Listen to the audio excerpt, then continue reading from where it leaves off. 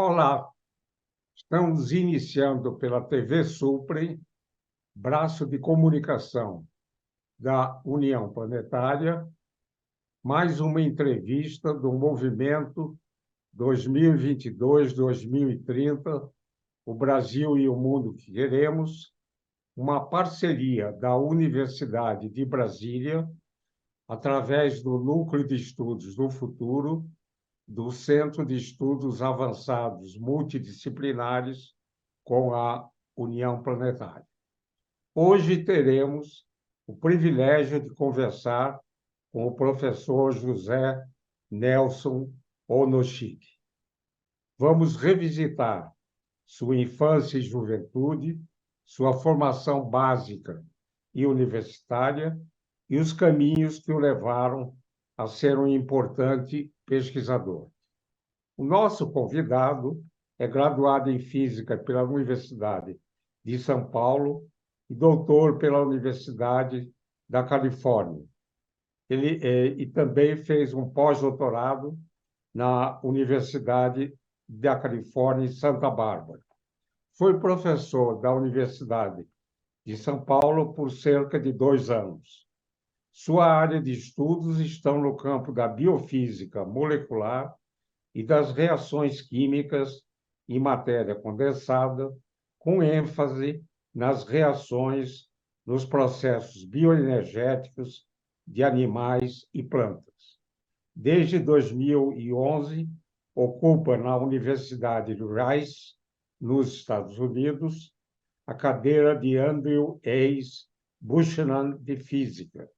É membro da Academia Brasileira de Ciências e da Academia de Ciências do Estado de São Paulo. É membro da Pontifícia Academia de Ciências do Vaticano. Ele é fellow da American Physical Society e membro da Academia Nacional de Ciências dos Estados Unidos e fellow da Academia Americana de Artes e Ciências e, desde 2014, é magister universitário do Lovett College, na Universidade de Rice. Muito obrigado, professor José Nelson Onochik, por ter aceito ao nosso convite. Na minha primeira indagação, pediria que revisitasse sua infância e juventude, sua formação básica e universitária e os caminhos que o levaram a ser um importante pesquisador no cenário internacional. Muito obrigado pelo convite. É um prazer estar aqui e contar um pouco da nossa história, como que a gente se envolveu em ciência. Então, a minha carreira científica começou na época do doutorado, onde eu fiquei interessado em efeitos de mecânica quântica em biologia. Um dos problemas clássicos dessa área é o problema da fotossíntese, porque ele é onde demonstra que para a vida existir você precisa de mecânica quântica. E por que isso? Porque quando a luz é absorvida dentro do cloroplasto, e você cria o que o pessoal chama o centro fotossintético, você observa que quando essa luz é absorvida, ela vai florescer em 1 picosegundo. 1 picosegundo é 1 bilionésimo de segundo. Tá certo? Então, quer dizer, essa energia tem que ser pega nesse tempo extremamente curto, senão ela é perdida. E o que é feito é que você tem que separar as cargas na membrana biológica para criar um estado que é estável antes dessa energia ser perdida. Então, esse processo quântico, que é um processo mecânico de tunelamento, o elétron passa por energias proibidas, é necessário para que a vida comece. A gente não teria vida sem mecânica quântica. A gente ficou muito interessado nessa área, foi uma área que eu trabalhei muito quando a gente começou. Quando eu virei professor assistente na Universidade da Califórnia, em 1990, quando mudei novamente aos Estados Unidos, eu estava interessado em quais seriam os problemas interessantes em biologia. E naquela área nós começamos a trabalhar no enovelamento de proteína. E o problema do enovelamento de proteína é um problema muito importante, porque a proteína, a função dela, e a proteína é a máquina que faz toda a função nos seres vivos, ela é realmente o empregado que está fazendo tudo que tem que ser feito de enzimas, de respiração, de tudo que você tem. ela é um polímero. Então, o polímero seria que nem um colar de pérolas, mas tem 20 tipos de aminoácidos. E vamos imaginar que cada aminoácido é uma pérola de uma cor. E as interações entre essas pérolas dependem da cor entre elas. Isso que a gente chama um heteropolímero. No entanto, a proteína, sem nenhuma informação, ela consegue se automontar. Ela tem uma estrutura tridimensional. Então, a pergunta é como se eu te der uma sequência agora, esse colar de pérolas aberto, com um conjunto de pérolas, você sabe qual é a estrutura dimensional dele? Esse é o problema que o pessoal chama protein folding ou enovelamento de proteínas. Essa é uma área que nós trabalhamos muito. Criamos o conceito de funil de enovelamento, que diz que, basicamente, essas interações se ajudam. Por isso que ela consegue fazer isso, elas não competem, elas se ajudam, que talvez demonstre que o que funciona na sociedade é quando as pessoas cooperem e não competem, né? Mas é uma coisa interessante que é um processo biológico que funciona nisso. Mas o interessante é que a hora que você entende a estrutura de proteínas, você também entende como isso funciona. Por exemplo, os motores moleculares que estão andando dentro do seu corpo, carregando coisas dentro das células, eles não são como máquinas, não é que eles fossem uma máquina pequenininha. Elas são máquinas que, em vez de engrenagens, às vezes, por causa da energia, quando você aprende no nivelamento, elas conseguem se derreter e se reformar. Então, quando ela muda uma estrutura, não tem também. Então, é um processo diferente, porque as escalas de energia que você tem agora nessas máquinas moleculares são energias da ordem de que são afetadas pela temperatura, o que não ocorre em máquinas maiores. Então, essa foi uma outra área que a gente trabalhou muito nisso, uma área que a gente tem trabalhado nesse sentido. Em 2011, quando eu saí da Universidade da Califórnia e vim para a Rice University, eu vim por dois motivos. Um é, você consegue fazer modelos físicos de câncer. E a outra área é, a gente consegue trabalhar, pegar essa estrutura de proteínas e tentar entender a estrutura da cromatina. A cromatina é o seu DNA dentro do núcleo. A gente não chama só DNA, porque ela é formada com proteínas também junto, chamam histonas, são grupos que são formados junto. Essa mistura, que é onde está toda essa informação, lembre-se que o DNA, a proteína faz o trabalho. O DNA é o centro de controle da célula, é onde toda a informação está. Então, você imagina, a proteína faz trabalho, DNA guarda informação. E o que se tem é que esse DNA também se estrutura. Mas se estrutura de uma maneira muito mais fluida. Ele não é tão rígido que uma proteína, ele não é tão bem estruturado, mas a pergunta que a gente tem é como que essa estrutura dele é importante em termos de fazer expressão genética ou a função DNA. Como que algumas áreas são mais protegidas e cobertas. Antes o pessoal não sabia a sua parte molecular, como se controlava, o pessoal fala coisas que batem, que o pessoal chama fatores de transcrição, coisa assim, mas aqui é estrutura tridimensional. Então, essa é uma área que a gente trabalhou muito. E em câncer, a gente tem trabalhado em muitas áreas que são muito interessantes. Só para dar um exemplo para vocês, tem uma coisa que a gente trabalhou muito, que chama transição epitelial, em português eu pego a mesoquímica, o pessoal epitélio mesoquímico de transição, que é uma célula da sua pele, que ela normalmente ela não se mexe, ela é grudada, até uma célula que a gente chama mesoquímica, que é uma célula que anda, que passeia. Ela não gruda e passeia. Isso é muito importante para o processo quando você se machuca. Se eu tiver um corte aqui, eu tenho que curar, a célula tem que parar de ser rígida, ela tem que começar a se movimentar de tal maneira a trazer as duas coisas juntas. Mas o que acontece é que na biologia, os sistemas de doença, eles roubam esse mecanismo. Então, quando você tem metástases, a metástase usa isso para pegar uma célula que sai de um lugar e viaja pela cadeia de sangue e vai se ocupar em outro lugar. E se você lembrar disso, mais de 90% das mortes de câncer não vem do câncer original. Ele vem do câncer secundário, que é onde esse câncer sai de um lugar e vai criar metástase. Então, o que você vê é que nesse processo a gente mostrou que em câncer, essas células aprendiam a viajar. Mas o que nós mostramos teoricamente, e depois foi provado no MD Anderson, com o maior centro de câncer do mundo, é que as células de câncer estão espertas. Elas fazem uma célula híbrida, que ela é uma mistura dessa célula mesoquímica com essa célula epitília. E ela, quando tem essa mistura, ela não só consegue viajar, mas ela consegue viajar em grupo.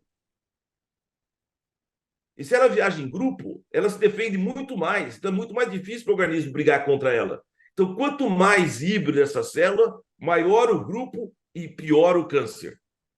E a gente conseguiu mostrar isso. Isso é uma ideia de onde você foi criar os modelos teóricos, que o pessoal sabia que no câncer tinha mistura das duas células, e falavam assim, não, mas eu achava, eles falavam assim, os médicos, mas a gente achava que era mistura das duas células. Mas na hora que o pessoal começou a fazer o que o pessoal chama experimentos em célula única, eles mostraram que não eram mistura de duas células, eram células que misturavam as partes das outras duas. Isso é uma coisa interessante, onde você pega a área das ciências básicas, ou a área das ciências físicas, e trabalha junto com a ciência biológica, de maneira a entender processos.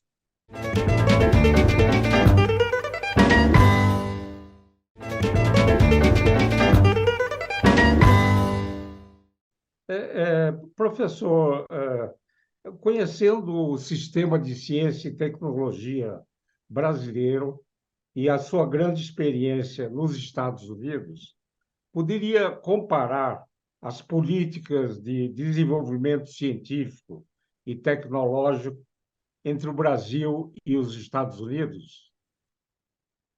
Olha, eu acho que tudo é uma questão de oportunidade e escala, tá certo? O nosso tamanho do nosso comportamento, grupo científico, ainda é muito pequeno. Então, em muitas áreas, é difícil no Brasil, às vezes, ter uma massa crítica para trabalhar em vários diversos problemas. Então, as dificuldades que eu acho que tem no Brasil, e mudou muito, do tempo que eu saí agora, o grau que você tem, é você fazer prioridades científicas. E fazer prioridades científicas é uma coisa muito difícil, tá certo? E a prioridade científica ela tem que ser baseada em interesses nacionais. E outra coisa é achar algumas áreas de prioridade. Você não consegue fazer tudo. E no Brasil se teve alguma dificuldade em relação a isso, tá certo? Isso por causa que, como o senhor colocou, a política científica ela ficou a longo prazo muito acoplado ao sistema político. Então, ficou uma coisa um pouco confusa em manter uma coisa por um prazo muito largo, tá certo? A manutenção de verbas, os Estados Unidos, você observa, é que em todo lugar existe governos que reduz a quantidade de dinheiro em pesquisa e aumenta e faz essas coisas, mas não tem coisas assim em porcentagens enormes, tá certo? Essas coisas são coisas que faz 5%, 10%, não você cortar pela metade a verba. Então, eu acho que a gente está aprendendo a como ter uma estabilidade do sistema científico. A segunda parte ainda é uma dificuldade em valorizar e julgar projetos, o que deve ser valorizado, não deve ser valorizado. Eu que trabalho muito com a FAPESP, São Paulo tem uma vantagem junto com a FAPESP, que manteve uma certa estabilidade no sistema, mesmo durante essa crise, que fez eles sobreviverem melhor que os outros lugares. A parte de avaliação ainda é um pouco complicada. Eu ainda tem se mudado, mas a ideia é criar algumas áreas prioritárias por mais dinheiro nela. Tem sido problemática, ainda eu acho que está mudando, mas ainda se teve um processo de pulverização de recursos, onde se tem que dar um pouquinho para todo mundo e não trabalha em algumas áreas, mas mudou muito. Eu acho que a gente tem grupos em nível internacional competindo muito bem hoje em dia. Quando eu saí no Brasil em 1990, uma época muito crítica, eu era professor novo, não tinha dinheiro nenhum, você tem aquela ansiedade de começar, foi por isso que eu saí. Hoje em dia, eu acho que os grupos têm recursos para começar, tem várias colaborações e as coisas estão andando. Como fazer o controle de qualidade vão ser aquelas coisas que estão sendo feitas, tá certo? Quer dizer, é complexo dentro da nossa universidade de como fazer isso. Outra coisa que eu acho que está mudando muito e para melhor é que antes tinha uma avaliação muito baseada em numerologia. Quantos artigos você publicou, quantas citações você tem, sem tentar entender. Esse problema é importante, nós vamos conseguir resolver. A gente vai trabalhar nesse problema, nós estamos seguindo ou nós vamos ter uma liderança nessa área? Ou esse problema é um problema que afeta um problema nacional enorme, seja em agricultura, seja em medicina, alguma coisa que afeta.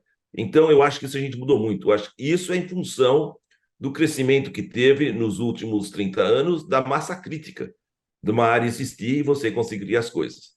Então, eu acho que a gente tem a dificuldade de ainda ser um pouco pequeno, mas algumas vezes eu acho que em alguns lugares ainda falta um pouco de agressividade científica. O pessoal mostrar que existe a competência e a capacidade de fazer a nível internacional sem dever nada para ninguém.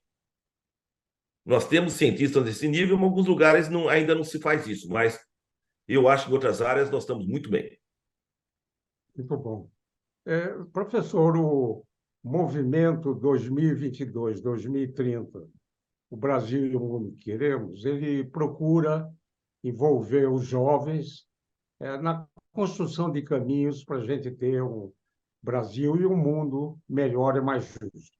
Poderia, né, no final dessa nossa conversa, enviar uma mensagem aos jovens que nos assistem? Olha, eu acho que o Brasil é um país com potencial enorme, tá certo? E com necessidades continentais, como o senhor sabe, como a gente tem em toda a nossa vida. Os jovens no Brasil, eu acho que nós temos mais jovens no Brasil interessados em ciência, em tecnologia, que você tem nos países de desenvolvimento hoje. Eu acho que a porcentagem de alunos interessados, isso dá para nós uma oportunidade única. Agora, eu quero dizer aos jovens a seguinte coisa: vocês estão tendo uma formação excelente, nós temos grandes universidades onde se formam as pessoas muito bem. Eu me formei na Universidade de São Paulo e quando saí na minha vida afora, não devia nada a ninguém. Então, você tem uma formação. Então, agora, utiliza tudo isso que você tem para criar uma carreira. A grande vantagem da ciência e tecnologia é você fazer a seguinte coisa: fazer alguma coisa boa, mas uma coisa que você gosta. Se você é uma pessoa inteligente e com potencial, trabalhe em alguma coisa que você gosta e de algum jeito você vai viver. Alguém vai te pagar, algum emprego você vai arrumar, mas nunca faça alguma coisa que você não goste. Use todo o seu talento para ajudar a resolver um problema de ponta e fazer alguma coisa. O Brasil tem problemas enormes, qualquer problema pode ser feito, e eu acho que essa comunidade pode ser feito muito boa. No meu grupo de pesquisa aqui, eu sempre tenho vários brasileiros que vêm ficar comigo e eu sempre fico impressionado com a capacidade deles, com o que eles fazem. Algumas pessoas ficam, outros voltam ao Brasil, são professores aí, tem muitas pessoas, mas eu acho que o Brasil está num período de transformação. Nós vamos mudar completamente. Se você vê, a gente tem uma grande. A nossa posição mundial vai mudar muito no que pode ser feito. A Europa, os Estados Unidos, o Japão, esses lugares, eles estão num nível que basicamente eu chamo um nível estável.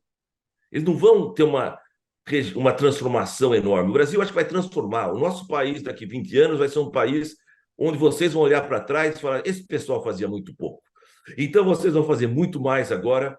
Transformem esse país mas transformem isso com paixão. A ciência é uma coisa linda, é uma carreira maravilhosa. Você tem a oportunidade de aprender coisas novas a todo momento, é um privilégio, não uma obrigação. Então, transforme o país e, ao mesmo tempo, divirtam-se. Bela mensagem, professor. Gostei muito de que destacou que no Brasil nós temos um capital científico muito importante, né? Que são os programas de iniciação científica, né? Que talvez seja o maior do planeta, né? Nós temos atualmente 100 mil universitários, né? Fazendo iniciação científica, metade deles com bolsas do CNPq. E uma outra coisa importante, que a partir de 2004, nós temos a Bolsa de Iniciação Científica Júnior, que permite que um estudante do ensino básico ou fundamental ou médio possam, desde então, ter uma experiência no ambiente científico, né? E a gente tem que aproveitar esse capital de muitos jovens interessados, selecioná-los e estimulá-los para colaborarem no desenvolvimento científico, na produção do saber, né? E sempre lembrando que é importante a ciência básica e as consequentes melhorias para a sociedade como um todo. Professor José Nelson Nuque, muito obrigado pela sua disposição. Quando vier ao Brasil, nos avise, é, é, e espero que continue a receber aí na Rice University estudantes brasileiros. né?